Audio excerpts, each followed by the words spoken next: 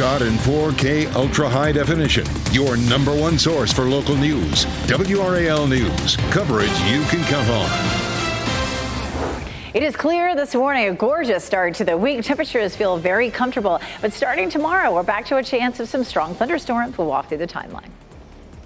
And to push for better pay and working conditions for the people who take care of your kids, the rally planned today in Durham. Also, the Canes back in New York for Game 5 against the New York Rangers. We'll have a look ahead to tonight's crucial game. Win and stay in. That is how it's going right now for the Hurricanes. They're still playing, though.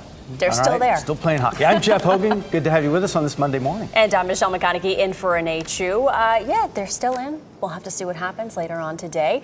But you know what? It's going to be a nice Monday. Meteorologist Elizabeth Gardner standing by to walk us through what we can expect for today with a live look over Durham. Yeah, nice out there. If you happen to step outside here in the next little while, you'll see beautiful stars. It is nice and clear. Gorgeous, gorgeous start to the day. It's chilly, though. I walked out, my short sleeves. I was like, I should have grabbed that jacket. 58 degrees right now, and the dew point's at 47. I know you noticed that over the weekend. It was so gorgeous out. It really felt comfortable. We're going to start to see that humidity, that dew point climbing with that chance of rain. We're in the 40s right now in Roxborough and South Hill. Look at that. 50 in Southern Pines, 50 in Goldsboro. So temperatures very pleasantly cool as you head out. Expect 50s all the way up until around 9 a.m. And then another day with some relatively low humidity and temperatures in the low 80s. Now for tomorrow, we already have a severe weather threat for our southern counties. It's a level 1 risk, but I'll walk you through the timeline coming up. 4:31 right now. It's National Police Week, and this morning, Wake County law enforcement agencies will honor the lives of those who have died in the line of duty.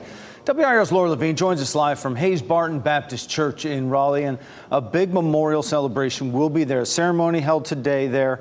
Laura, what can you tell us about that with community members, loved ones of fallen law enforcement officers all coming together? Loved ones. Hey, Jeff, good morning. Yes, community members and loved ones of fallen law enforcement officers will come together here at Hayes Barton Baptist Church. Of course, a very important week as we are here at National Police Week. This comes as today, 23 Wake County fallen law enforcement officers will be honored, including Officer Gabriel Torres from the Raleigh Police Department and Deputy Ned Bird from the Sheriff's Office. Larry Smith with the Durham County Fraternal Order of Police tells me it comes at a time where local departments are still struggling with morale and staffing, and the recent tragedies in Charlotte are also top of mind.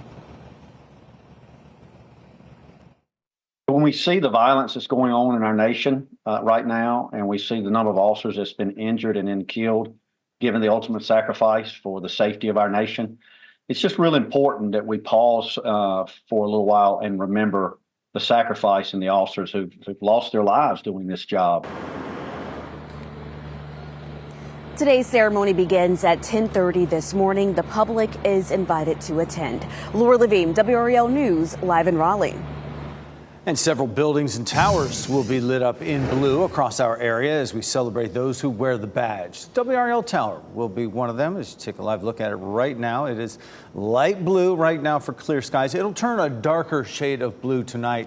Raleigh Police Chief Estella Patterson and the Raleigh Police Department Foundation's chair will be at WRAL tonight as we light our tower. That's going to happen at 8 o'clock tonight. Today, child care workers and families will gather in Durham to advocate for better pay and working conditions for those who take care of your children. WRAL's Kelsey Coffey joins us live from Forest Hills Park. And Kelsey, tell us about the changes that they want to see. Michelle, dozens of people are expected to come here to Forest Hills Park later today. They're calling for higher pay for child care workers, a group of people that so many families depend on. And the median wage for child care center staff is $12 an hour. The median wage for people who offer child care at home is $9 an hour. So those are the latest numbers from a statewide study. Today's rally comes as COVID funding for child care is about to expire. Without that funding, more than 1,000 child care centers could risk closing. Today's rally will start at 5 o'clock and it is open to the public. Kelsey Coffey, WRAL News, live in Durham. Nearly 7,000 students are now Duke University graduates. They received their degrees during the university's centennial commencement ceremony Sunday morning. About 36 graduates walked out of that ceremony. They shouted "Free Palestine" as commencement speaker Jerry Seinfeld took the stage. The Jewish comedian is outspoken about his support for Israel. I think it was handled very well. There wasn't any sort of disruption to the ceremony, and there was also the opportunity for students to voice their opinions. They had a right to do that. At the same time, this was a happy moment that we needed to share, all of us. Seinfeld did not address the protesters or the war in Gaza in his commencement address. Fayetteville police are asking for your help finding a missing 12-year-old boy. Kylie Eady was last seen yesterday on Terryton Road. He is 5 feet 6 inches tall with a small build. He was last seen wearing a red and black T-shirt and red shorts. If you have any information, please call Fayetteville Police. And the man who police say shot and killed 2 people in Durham over the weekend is expected to be in court today. 32-year-old Brandon Eno faces 2 counts of first-degree murder and is in the Durham County Detention Center without bond. The first shooting happened shortly before 11:15 Saturday morning. It happened near the intersection of Southwest Durham Drive and Durham Chapel Hill Boulevard. Officers found a vehicle stopped in the right turn lane. A woman inside had been shot. Police have identified her as 32-year-old Jennifer Eno. She was rushed to the hospital where she died. And less than 10 minutes later, an off-duty Durham police officer heard gunshots in the Home Depot parking lot on Mount Moriah Road. That's where he found 31-year-old Scott Snyder Jr. with a gunshot wound. He was rushed to the hospital where he died from his injuries. And police say Eno knew at least one of the victims. No word yet on the motive for the shooting or whether the victims knew each other. Terrifying moments in Pennsylvania when a tornado slammed into a church with about 100 people inside. Look at this video. It happened Saturday in Finleyville, Pennsylvania, about 30 minutes from Pittsburgh. The National Weather Service says that twister was an EF2 with wind speeds of almost 120 miles per hour. It hit in the middle of church services, and the church steeple just flew right off the building, damaged several cars. The pastor says, amazingly, no one was seriously hurt. There's no way we should be here. I'm telling you, God was with us. National Weather Service reports there have been a staggering 746 preliminary tornadoes year to date. Closing arguments are scheduled to begin this afternoon in the North Carolina NAACP's federal challenge to the state's photo ID law. Civil rights leader and former state NAACP president Reverend William Barber took the stand on Friday to testify for the plaintiffs. He was the last witness. Supporters of the new law say voter ID will stop fraud. Opponents say the law's real intent is to disenfranchise minority voters. The trial, which began last Monday, was predicted to last 10 days. Today, the hush money trial of former President Donald Trump enters its 4th week. Another high-profile witness will be taking the stand. Trump's former lawyer and personal fixer, Michael Cohen, will begin his testimony today. Cohen paid Stormy Daniels $130,000 as part of the plot to keep her quiet about her sexual encounters with Trump before the 2016 election. Prosecutors say the crime happened when Trump reimbursed Cohen for that payment. Trump denies the relationship. And tonight, the Carolina Hurricanes will try to bring their series with the New York Rangers back to PNC Arena. The Canes will be at Madison Square Garden for Game 5 of the series. They extended the series with a Game 4 win on Saturday night in PNC Arena to avoid a sweep. And now they'll be trying to get one game closer to coming back in the series. Tonight's puck drop is set for 7 p.m. And in less than 10 minutes, we'll check in with WRAL's Casey Hinch. She is in New York with a look at what the Canes need to do to keep the season alive. The death toll continues to rise in Afghanistan after catastrophic flash floods. The new images we are seeing of that destruction. Plus, actor Steve Buscemi recovering after being attacked in New York City. What we've learned about the assault. And we give you this live look in Wake Forest this morning. Good morning to you. It's going to be a nice start to the week. And meteorologist Elizabeth Gardner will join us after the break to talk about our next chance for storms. From the WRAL Severe Weather Center, North Carolina's most experienced team of meteorologists. It is 4:42, and it's a chilly start out there this morning. It's 52 in Wilson, 58 in Durham, and 52 in Fayetteville. Our skies are clear all across the viewing area. We're even in the 40s right now up near the Virginia line. So a jacket might feel nice, especially because it's really going to be a shorts and T-shirts kind of an afternoon for the kids, definitely. Look at that. Look at these 40s. 45 in Lewisburg, 49 Tarboro, 48 in South Hill. It's 52 in Rocky Mount, 50 in Irwin, and 52 in Fayetteville. So very cool out there this morning. But we'll still see temperatures really climbing. Our winds shift to southerly today, and so that's going to bump us back up into the low 80s. We'll see increasing clouds, and we do have some showers and thunderstorms in the forecast starting tonight into tomorrow. I'll show you how many more days we'll see that this week coming up. A prisoner who escaped from custody in Georgia was arrested in Wake County. Kendrick Hurst escaped a Newton County, Georgia hospital May 4th. He was in custody after being arrested for fleeing or attempting to elude a police officer, among other violations. He was arrested by a Raleigh Police Department fugitive unit on an Amtrak train Friday. This is video taken on that train of the arrest. Hurst now faces several new charges, including escape. Over 300 people have died and more than 1,600 injured in Afghanistan after flooding swept through that country. Look at this video here. Officials say thousands of homes, vital infrastructure, and healthcare facilities have all been damaged. The floods hit as the country is still recovering from a string of earthquakes that happened at the beginning of the year. There was also severe flooding there in March. The search is on for a boater who hit and killed a girl who was water skiing near a Florida beach. It happened in Biscayne Bay near Nixon Beach around 4:30 Saturday afternoon. Witnesses say the girl was in the water when she was hit by that boat. They say the boat did not appear to swerve or slow down. The Florida Fish and Wildlife Conservation Commission is searching for the person responsible. And a suspect is dead following a shooting at an Amazon fulfillment center in Ohio. It happened shortly before 5 o'clock last night at the Amazon facility in West Jefferson, which is about 20 minutes from Columbus. When officers got there, the man, an employee at that facility, had left. No injuries were reported at the facility. Hours later, the man was found in his car. He fired at officers when they tried to stop him. Officers returned fire, killing him. One officer was shot in his bulletproof vest and was taken to a medical center. He is doing okay.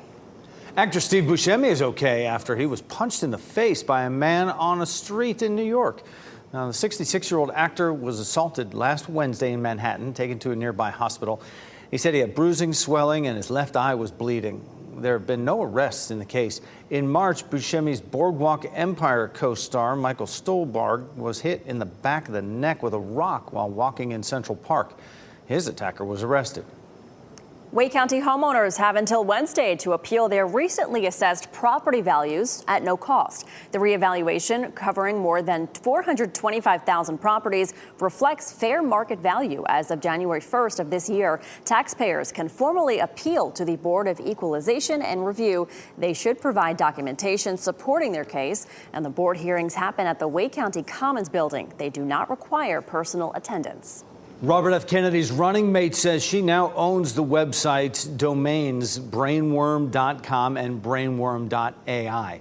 RFK previously had a parasitic infection in his brain.